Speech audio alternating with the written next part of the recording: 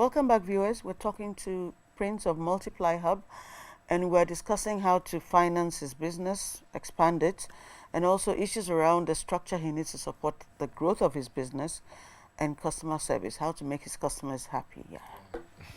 I'm assuming your customers are happy already. Not all.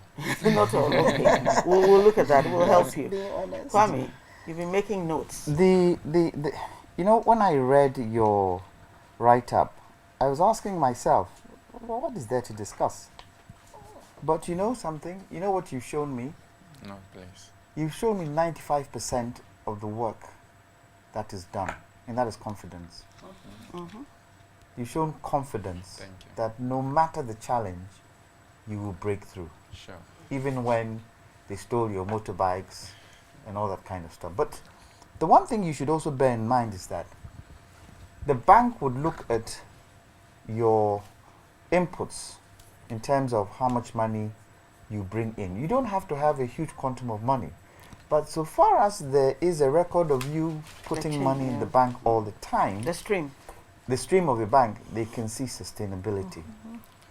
So you need to be able to raise the kind of capital that you're looking for. Okay. The banks need to have trust in you. Okay. When you earn money, do you put some aside?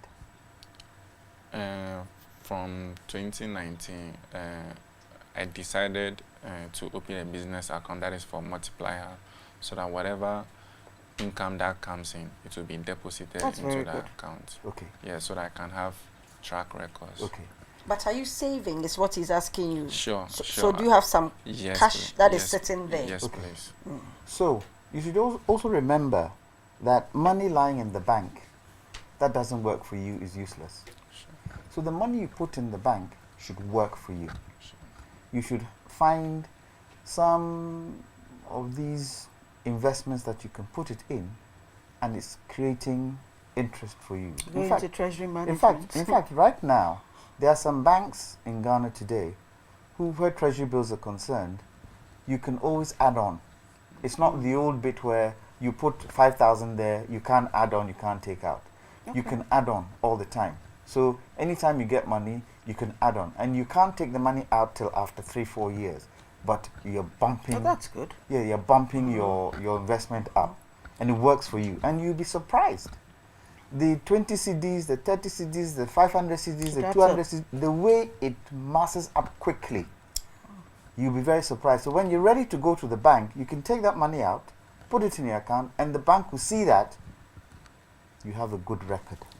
Kwame, just to add quickly to that, that money that you don't use all the time but you set aside and invest can also act as what we call cash collateral. Yes. Yeah. It can back a loan that you want to pick because it's already at the bank. They know they have that. So it's also, it works as a double benefit. But I'm just wondering, do we still have equipment lease options? Because rather than going to a bank to borrow money to buy the motorbikes, he could actually go to a company that sells the motorbikes. Leasing people also use this almost the same financial criteria because of perhaps the equipment not being there anymore. So they are also big into insurance. Exactly. And then to your lease payments, that you can make those lease payments. Some of them actually ask for a collateral, a cash collateral, small. But that's another option he may consider rather than the traditional vanilla loan interest. Sure.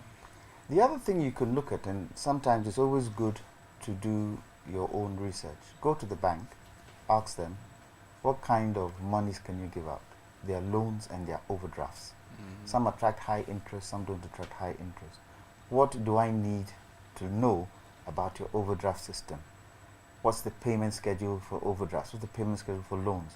And within yourself, because you're smart, because you're confident, you can now sit and plan. The other thing I was going to ask you, you've got to a point now where you need to put in a business plan. Before you talk about the business plan, I was just wondering, why are we only considering debt as the financing option for him and not equity? Well, it depends on whether the people who would want to put money. Do you know the difference? Your career. Yes, but maybe I will need Okay, so what we've been discussing now, the financing model has all been debt. You go to a bank or you go to an equipment company and then they give you you take a loan, they give you the money, you buy the motorbikes, But and you you're are paying solely that. responsible at this point. Yes, you're paying that in interest every month or whatever. Now the other option is equity, where somebody looks at, so we look at your business and we say, oh, Prince is doing very well, he needs money to expand, and maybe the value of the business, when we look at everything he's put in, is, let's say, 100,000, and we are going to bring in 50,000 cedis, so you can buy more motorbikes, put a structure in place, and That's right. insurance and all that. And in exchange for that, we're taking shares in the business.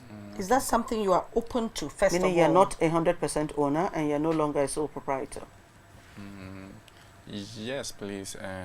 I'll be into that, but with 50,000 and looking at. I was just giving you Okay, but okay. go on. It will depend on how much the person would like to invest, because I know what comes out of the business. That may also depend on what percentage of shares you're Yes. also willing to give out. Sure. So what you need to sit and determine how much control you're willing to give.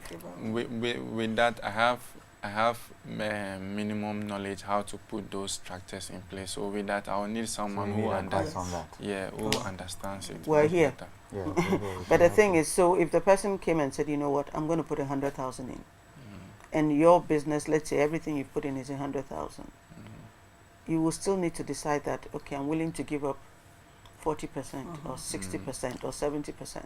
I think that one I can agree on that if I have an advisor who can guide me, so that I No, can but make the that. thing is, the advisor would guide you, but for some people, they don't want to feel like they're working for somebody else. So if the person was taking 70% and you have minority shares, but it's a much bigger entity, you have to decide within yourself whether, as the dream bearer, this is your dream, whether you're willing to take a minority stake in a bigger entity, and then you may not even remain CEO, you're now like in charge of maybe operations, but it's a bigger entity. Those are all the things that come Okay. with equity. Actually, I want to go into what I'm doing big.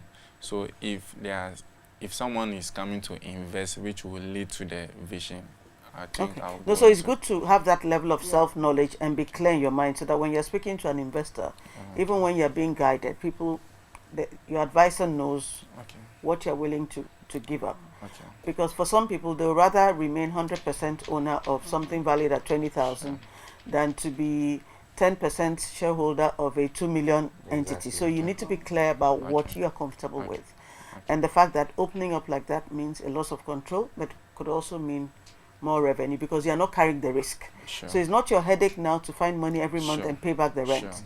Sure. You and your partners, because now they're equity partners, they own the business with you. You sit, Sure. and at the end of the year, how much profit have we made? And you have a dividend policy, and you divide the profit, so Sure. you're not carrying the risk yourself. Sure. The important thing is to understand that there are different ways of financing your expansion. Okay. You can get people to buy shares in your entity and restructure, or you can also go the traditional other route of taking a loan and financing the expansion, and knowing that the responsibility is on you to repay that, the principal and the interest, and manage all that yourself. So Okay. there are several options. So And to add to that, sometimes if some people take equity in your business, they can take it for a certain duration of time, Sure. and then afterwards it refers to Yes. you. Okay. The other thing I also wanted to touch on is that you have operational costs. So your courier license, your maintenance, your salaries, your fuel, Yeah. your helmets, and I would also add, you need to uniform your riders. It shows professionalism in the work you're doing. And so, and insurance. and insurance, yes. So especially for the fuel, anybody who buys fuel, you need to get a receipt, because over a certain duration you need to see how much you're spending, because it's a major cost to your Cost, yeah. business. Yeah. So that is very important, and you need to understand how much is being spent. Sometimes they could be shortchanging you. Sometimes it's also good to buy from one fuel station, so that they know that you can always cross-check if they are trying to play a fast one on you. Okay. But you're looking at it, your operational costs don't seem to be that much, Sure. so you should be able to control it. With everything you do, keep your receipts. Okay. And at the end of every probably quarter, get your accountant to come in to do the books. So that brings us to the accountant. If you Do you don't have have one, is it time to get one? But yeah, see, you're doing a lot of things very, very, very well. That is structuring it. Yes, you're very clear about your Yeah. vision. You're very clear about what you want to do. You've learned the lesson that when you scale up too quickly, it's better to reduce and do what you can manage and grow incrementally. You're doing some things really well. You're collecting your revenues properly and banking them in a manner that can be tracked, and anyone can monitor the growth. You're not doing as badly as you imagine. And for a sole proprietorship, even your structures are fine. And I totally agree with you that if you now need to scale up, depending on whether you're going debt or equity, then the structure may need to change. Otherwise, it may be better to maintain this structure and just improve on it. In terms of the stuff Kami was talking about, tracking your expenses better, keeping the same, not a bloated staff body, and almost all your staff are earning. They are revenue generators. Generating. Yes, so that's Yes. good. You're not keeping big admin structure. So I think he's doing pretty well for me. There are a few things that pop out of this sort of business, and I'm sure he's already aware. One is that motorcycles depreciate quite Well, fast. hold that talk. You're taking We'll us come into back. very serious issues. Yes. So let's go to Coach's Corner, and we come back and we look at. I like the word depreciation that came up. And the replacements. The yeah. replacement, yes, because that's his main asset. And the type of How to motorbike. manage. So this is asset management we're going into Yeah. now. How to manage your assets better. We go to Coach's Corner, and when we come back, we talk asset management.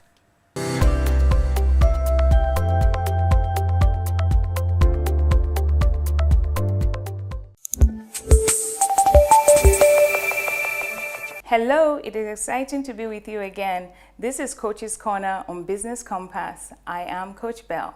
Tonight's tip is about passion, the inner drive or motivation that keeps you going even when things are not going according to plan. Being an entrepreneur requires a healthy dose of passion. When you feel deeply convinced about something, pursue it, explore it, never fight it. Passion transmits energy to perform. Personal energy can turn into financial energy, which is money. Your passion must be deep and strong enough to move you into action. That's how you succeed in business. Just remember, business is simply a vehicle used to transform your passion into financial energy. That's our show for tonight. But before I go, let me leave you with this quote by Anonymous. Success is 10% ability and 90% sweat. Thank you for your time.